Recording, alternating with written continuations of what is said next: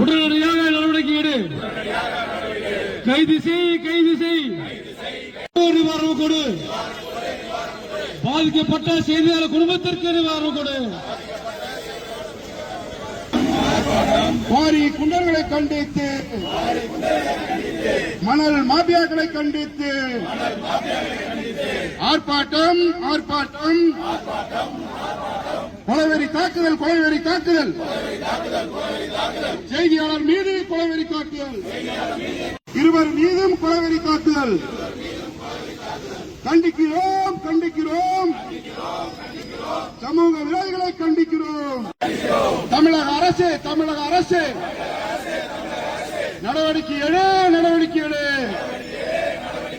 தமிழக அரசு உடனடியாக நடவடிக்கை எடு. கைது செய். குண்டர்களை கைது செய். நிவாரணம் கொடு. பாதிக்கப்பட்ட செய்தியாளர் காவல்துறையே பாதுகாப்பு கொடு. திருச்சி மாவட்டம் செய்தியாளர்கள் கரூர்ல கல்குவாரி முறைகேடா நடக்குதுன்னு சொல்லிட்டு சமூக ஆர்வலர்கள் அழைத்ததின் பேர்ல அங்க செய்தி சேகரிக்க வந்திருக்காங்க. அவங்கள அங்க தொகுதி எம்எல்ஏ அந்த குவாரி நடத்திட்டு இருக்காரு. இவர் கவுன்சிலர் இருக்கிறவங்க ஒரு கடை முனிசிபாலிட்டியில கடை எடுக்கக்கூடாதுன்னு ஒரு ரூல் இருக்கும்போது இவர் எம்எல்ஏவா இருக்கார். 2023 மூடின குவாரிய இவர் எப்படி அதை கனிம வளங்களை கொள்ளையடிச்சு வெட்டி கிட்டத்தட்ட பல ஆயிரம் கோடி ரூபாயை அங்க வெட்டி எடுத்திருக்காரு. இந்த குண்டாசுல அவங்களை கைது பண்ணும்போது கிட்டத்தட்ட 60 குண்டாசு ரவுடிகள் அவங்கள தாக்கியிருக்காங்க. ரிப்போர்ட்டர்னா என்ன நினைக்கல, அவங்க ரிப்போர்ட்டர் அடிச்சா விட்டுருவாங்க அப்படின்னு நினைக்கிறாங்க. தமிழகம் முழுவதும் ரிப்போர்ட்டர்கள் கண்டிப்பா அரசுக்கு எதிராக போராடுனா தேவையில்லாம அரசுக்கு பிரச்சனை வரும். அதனால உடனே அந்த எம்எல்ஏ மேல உரிய நடவடிக்கை எடுத்து இன்னைக்கு சாயந்தரத்துக்குள்ள அவர் மேல குண்டாஸ் ஆக்ட் பதிவு பண்ணி அந்த குண்டர்களை கைது செய்யணும்னு தாராபுரம் பத்திரிகையாளர் சங்க சார்பா கேட்டுக்கொள்கிறேன்.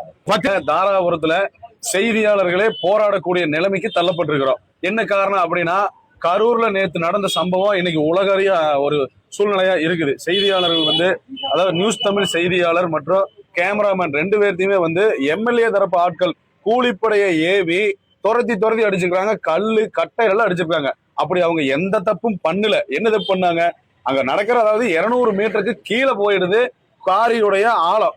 அதை பூமியில நிலநடுக்க ஏற்பட்டுரும். அதை விட கீழே போயிட்டா.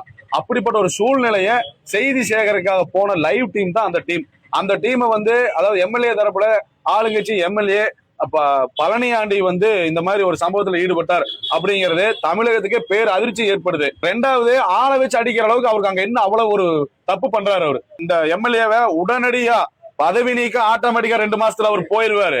ஆனா தகுதி நீக்கமே மொத்தமா பண்ணுங்க, கட்சிக்குள்ளே வைக்காதீங்க அவரை.